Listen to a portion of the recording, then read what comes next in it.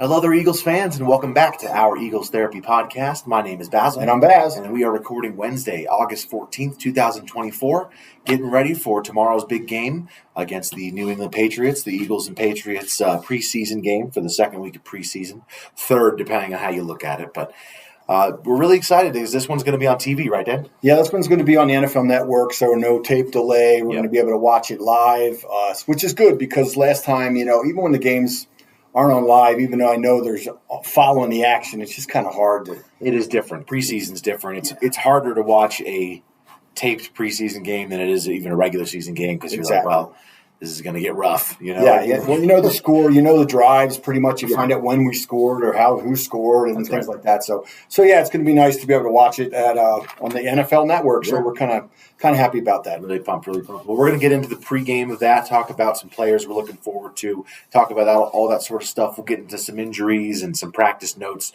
from this week's practice. Now that we're finally kind of getting back into it, like we said, we did our previous episode. That was a recap of the game. We didn't get to do a pregame, so this is kind of our first pregame pod of the year, really. So we're getting kind of back into the flow of it. So hopefully we get back into it pretty good. But as always, we want to give a plug to the Eagles fan club. We are part of the Philadelphia Eagles fan club in Colorado Springs. We meet for every single game at, we don't know where yet. Usually we're at Frankie's on Powers and Galley. We're looking for a temporary bar as they continue to rebuild. We're going to keep you guys updated on that, of course. And then hopefully if you're on the Facebook page, you'll also see updates on there from Ben and Steve along the way as they search for a temporary bar just to begin the season at. But as always, want to give a shout-out to them. But let's go ahead and jump into it, Dad. So Eagles-Patriots playing tomorrow, 5 o'clock our time, 7 o'clock back east. Game is in Boston, correct? Yes, correct. Foxborough, Yep, gotcha. So we had a joint practice on Tuesday. Things are looking good, it sounds like. I have more stuff that we'll go into on that. But this will be the only joint practice that we're having. We're only having one this year. I think we had 2 or 3 last year. Only one that we're going to be having this year. So this was kind of our offense's preseason game because they're not going to be playing tomorrow. Exactly. So that joint practice was kind of their big time to get it going. And that's one of the things I was looking for. I couldn't tell, and I'm assuming if the offensive line was the starting offensive line. For sure. Okay, yeah, definitely. I saw the running back and the wide receivers, and of course Hurts was playing. So, but yeah, it's hard because when you're watching, all you do is see the throws. You don't really see the the guys in the middle. Yeah, the guys in the alley. They don't do a play for play type thing. So, all right, very good. That was big for the offense to have. So. Hopefully they don't need any more work. Hopefully that's it. I know last year there was a bit of concern on not having players play in the preseason because we kind of started the season sloppy, right. Even though we started 9-1, but 10-1, whatever. It felt like we started a little sloppy last year early on. So hopefully that helps out enough. Weather, I know you're excited. You're finally getting your weather report. Yeah. Usually, of course, if you were here last year, we do a weather report for every game. Yes, and that's your favorite thing to do. So it helped us win a few games, actually. That's the thing. Happy we're back to talk about it. So go ahead and get into it. Yeah, it's going to be 85 degrees during the day there. It's going to be hot and humid, just like in Philly, pretty much. So night's going to be around the 60, but the game time is 7. So it's probably still going to be in the low 80s or high 70s, but like 95% humidity, which will drop a little bit more. So no wind, 40% chance of rain, but there's always chance of rain back there. You never know where it's going to come from. So it's always in the thing. But it looks like it's going to be pretty good weather. So we'll get to see our backups play in pretty good weather, which is nice. Yeah, speaking of backups, so it looks like, of course, we won't be seeing any offensive starters. I wonder if they'll mix in Becton and Steen. They'll probably play a little bit just to continue their competition. Seems to be Becton's job. We'll talk about that as well. Looks like it. But they'll probably both play a lot just to kind of fully see that competition and what's going on there. I can't imagine any other offensive line starters play. Definitely not any offensive skilled positions aside from maybe like Gainwell, but kind of a fringe starter backup kind of guy. Yeah. We'll probably see him a bit, but I think we're going to see a lot of the defensive starters. I think the biggest deal for our defensive starters is trying to find out. Obviously, Slay is our starting corner on one side. Who's going to be opposite him? Is it going to be Rodgers, Keely Ringo, Quinyon Mitchell? We don't know. That's kind of the big thing. Whole list right now. So that's who we're kind of pushing to see in this preseason game as we did last week. We're going to see all 3 of those guys playing in the inside, playing on the outside. Avonte Maddox is going to be in a lot. Right. Reed Blankenship, I wonder if we'll see a lot of him. He's kind of got that starting spot I don't want to say solidified, but somewhat. True, but you'd like to see him get some work. At least every in that practice is practice, but game time is game time. So, but yeah, you're right. Get a few plays, maybe a series. You won't see any C.J. Gardner-Johnson because he's still coming back from his injury, right. So he's taking it easy. So we won't see any of him, but we'll see a lot of cornerbacks, different looks. Bradbury will be in at safety. We'll see a lot of like I said, the Quinyon Mitchell guys. We won't see Cooper DeJean hopefully next week though, which we'll touch on a little bit more. Yeah, the one thing about the NFL Network too, when you're watching it, hopefully it's not the feed of the Patriots, backup announcing crew, because it was kind of hard watching the game this past week where I'm like, well, who's that guy? Who made the tackle? And they're talking about the guy on the sidelines. They're wearing a gold chain. True, it's horrible. It's bad. So, I understand it, but hopefully we get a little more of the game theme this week. And I know next week, same thing. So as we get closer to the season, but yeah, it was kind of rough watching because I'm interested in who made the tackle, and they're already on the next play. Derrick Henry on the sidelines. Exactly. It's bad preseason. But I think when you get the other feed on preseason, it's terrible. It's really. But I think with the NFL Network, we'll get their guys. I'm pretty sure. Hopefully. We'll also probably see a lot of linebacker changes in the game. I can't imagine we wouldn't see Devin White and Zach Bond. Oh yeah. Just because I know they all need to be. They're considered to be the starting guys, but everyone needs to be playing because we need to see who's going to go in. We'll see a lot of Nakobe Dean and Trotter and Van Sumer and all those type of guys will be in there. So a lot of defensive players to look for. I think even Davis and Carter might get some time in. They played a lot last week.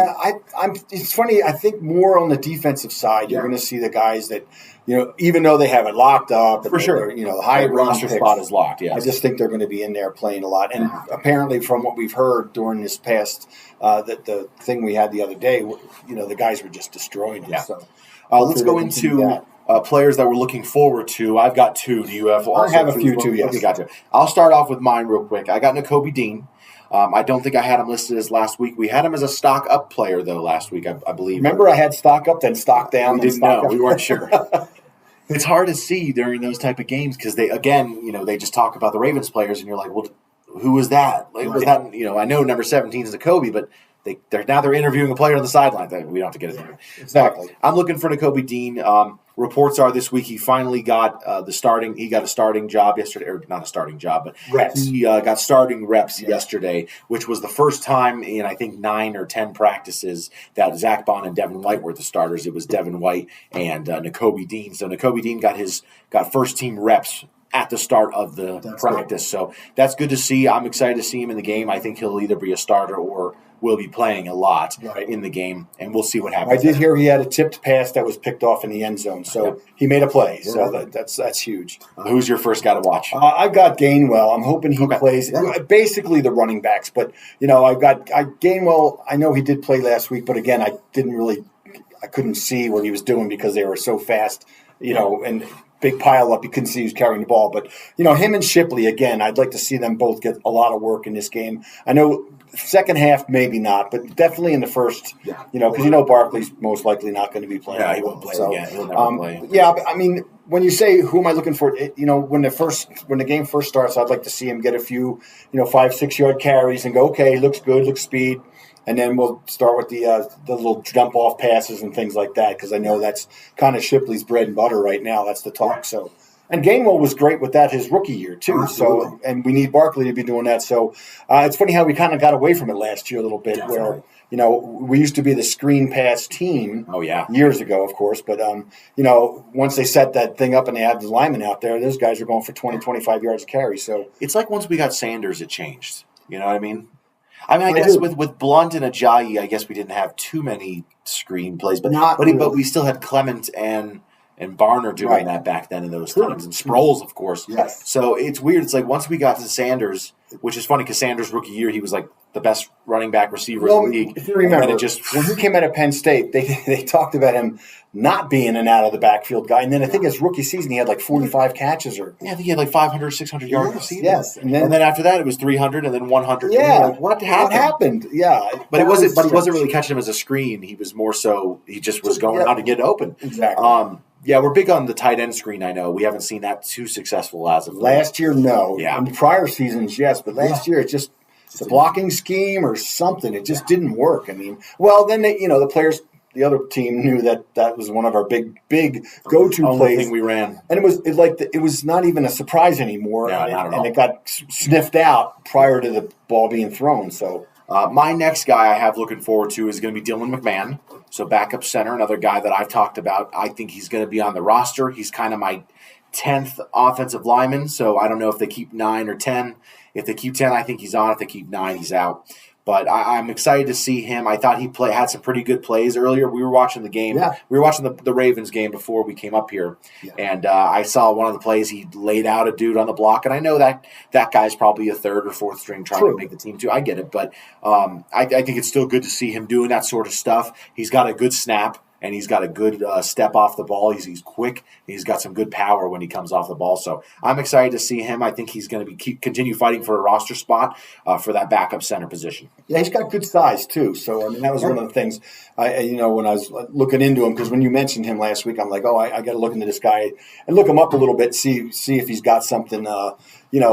Where did he play? How many starts has he had? That type of thing. But yeah. He looks like he's a legit player, and of course we know we need that. So yeah, absolutely, it's a good position to have somebody solid there too. So yeah, North Carolina State though, right? Is that yes, what it was? yes. Yep. Go ahead. Sorry, that's all right. No, and he just looks like he's going to do okay. So 6'3", 300 pounds. It's just a good. That's your center. And it's undersized, but now it's not anymore. You know what I mean? Everyone's true. It's true. Well, it's all about the speed, and then again, the 40 doesn't do anything for me. You got to see him play. It's got to be playing speed. So, who's you got at your next to look for or to watch for player? Well, it's going to be, and again, it's not really a player; it's more of a position, but it's going to be that wide receiver 3 position, because right now we know.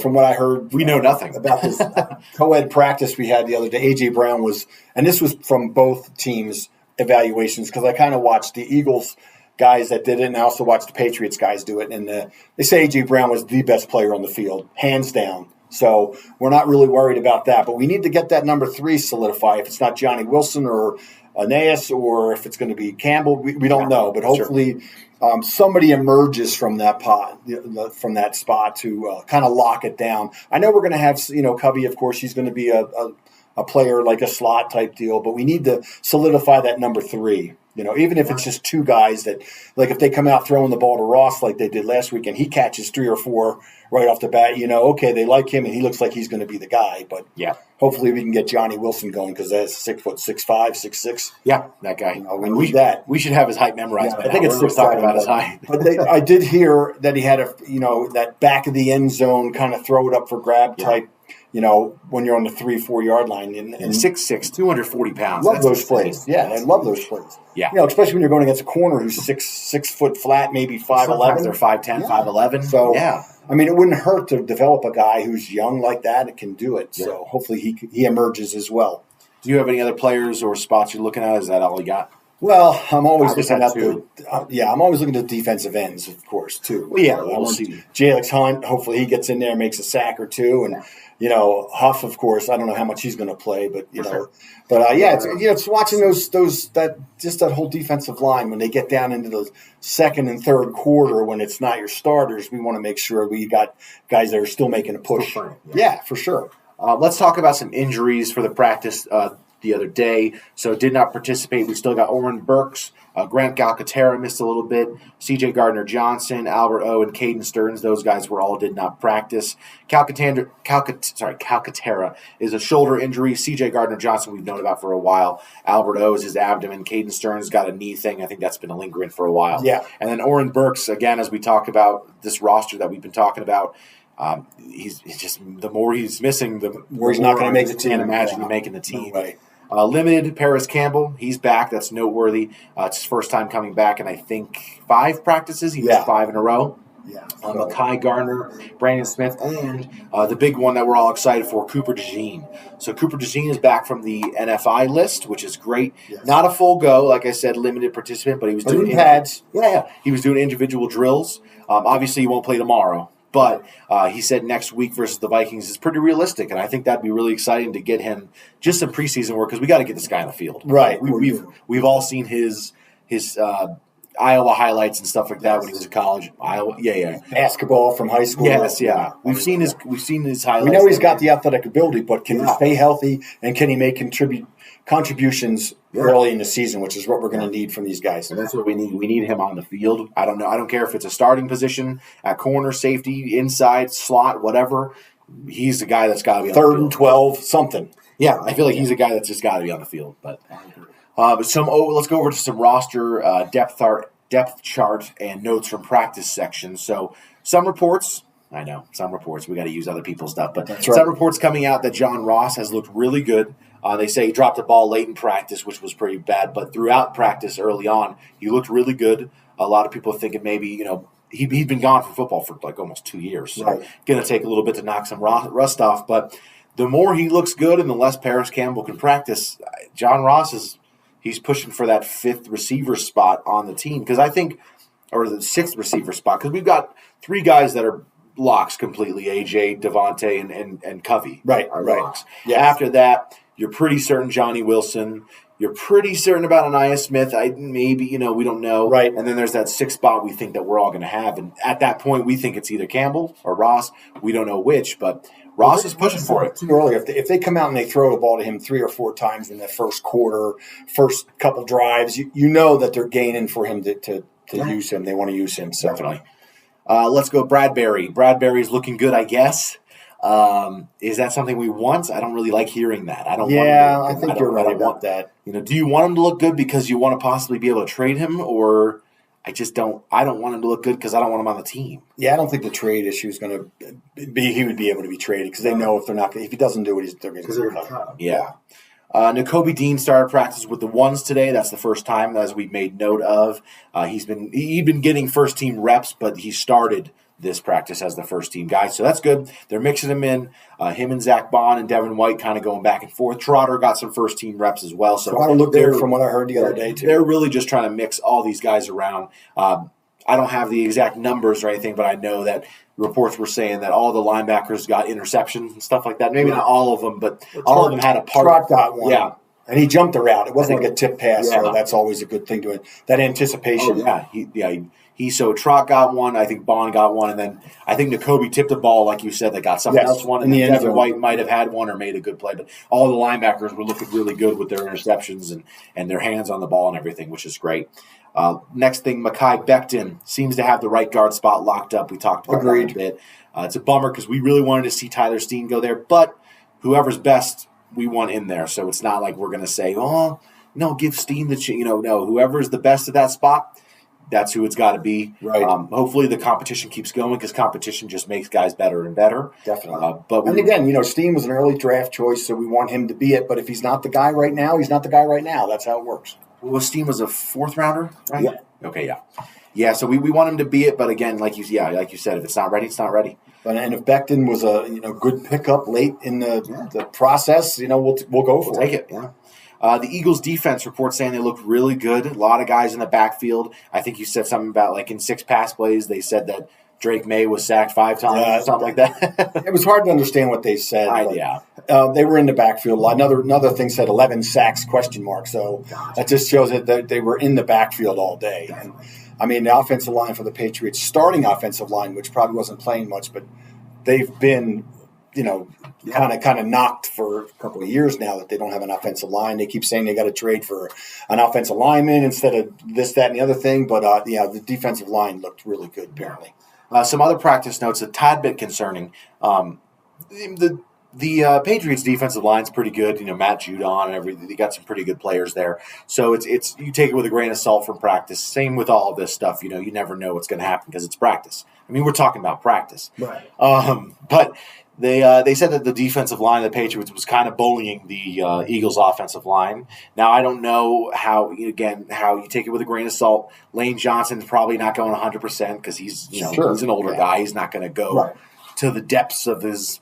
How strong he can go in practice. He's been injured a lot. He'll take it easy in practice and stuff like that. I agree. So maybe that leads to some of that sort of stuff. Or Cam Jurgens is kind of still adapting to the thing. But they said that the offensive line was kind of getting beat pretty good by the Patriots defense. That's what I heard. So, but again, I didn't see every play and I didn't see the snaps and things and what plays were being called. So I mean, again, you might be working on something. So, I mean, that goes both ways, too. Like the defensive line for the Eagles were in their backfield. Or maybe they were working on some plays. They wanted to see if the new guy can pull or whatever. So that's why it makes it tough. That's why, like you say, this coming Thursday night game, that first quarter is pretty much when, after we're going to find out some after stuff. a while, they kind of lay back and it's just like, let's get through this without any injuries and let's keep going. So definitely. You got a prediction for the game, for the score? No. I'm asking you on the fly right 17-14 Patriots because they're going to get the last drive or something. It's just the way they are. So I should bet on the Patriots? I wouldn't bet on anything. Man, my buddy Tevin at work, he came in, he's like, yeah, I bet on the Cowboys to win. He's a Cowboys fan. He bet on them to win against the Rams, and they lost. And I'm just like, he's just like, I should have never bet on preseason. I don't know what I'm doing. Just funny stuff. But before I jump to other sports and talk about some other stuff, is there any other things you want to say about the game? Not really. I'm just looking forward to a good, entertaining, maybe first quarter, first half.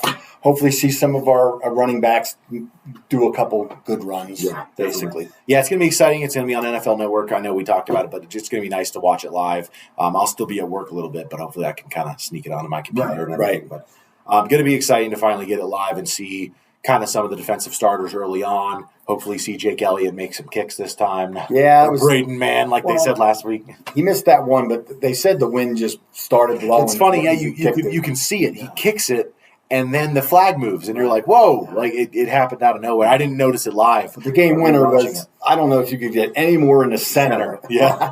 So, give him a few seconds, and he just readjusts. Definitely. Touch on some other sports. So we're getting close to not just football season, but college football season. So we're going to be talking about Penn State a lot when that comes up. A lot of Penn State fans really excited for this season because I think I can't remember exactly what it is. And don't quote me. I might be wrong. I'm not the biggest college football fan, but I think it's like the most 5-star recruits we're getting in a class or something like that. So, and I think that was last year. So now they're playing this year. So quarterbacks, wide receivers, offensive linemen, stuff like that. We got a lot of big time guys coming. So people are really excited for the season. We're going to be talking about Penn State the entire season. We both cheer for Penn State whenever we're watching. Again, college football is not really our forte, but we still like to see the blue and white win. On. Definitely, yeah. We like to see the blue and white win. We don't like the red and silver. Doesn't ruin my day if they don't win, but it's one of those things. I do enjoy watching them. Nothing on the 76ers right now. Season's kind of far away, so we're just kind of in the beginning there. I don't know when they start practicing because I know last year they practiced up in Denver. Sixers came up and practiced in Denver. I don't know if it's a closed practice or not. I might try to go to that this year. That'd be kind of exciting. Philly's a little bit of still that rough patch going on. They're 4-6 in their last 10 games. Yeah. They got a 4-game losing streak. They lost 5-0 to the Marlins yesterday. They're playing the Marlins today at an undisclosed time because I don't know. Yeah. Then they play the Twins, I think. It's kind of strange. There's no break. Usually it's a 3-game series, but this is like a 2-game set. And yeah, they started doing that a lot because like the Diamondbacks, we played 4 games. Like it wasn't 3. It's always interesting how they change it around sometimes. Right. But the Union, they advanced in their League Cup. That's cool. They're in the quarterfinals, so that's down to I think it was round of 32, round of 16, then quarter, so they're one of the final 8, I think. So the League Cup is kind of strange. A lot of soccer. Just a tournament they have in the summer. Yeah, it's interesting how it works. They do the same thing with Premier League and everything. Oh, gosh. They have the season, and then they have in the middle of it the League Cup and the Nations Cup, and you're always kind of like, well, which one are we playing? Euro Cup. What's happening now? That's a summer thing. It is, yeah. It's fun to see, and we'll be definitely following along with some soccer. Haven't watched too much lately, but we go to the Switchbacks games that everyone probably knows that we talk about. Switchbacks the pod? No. Yeah.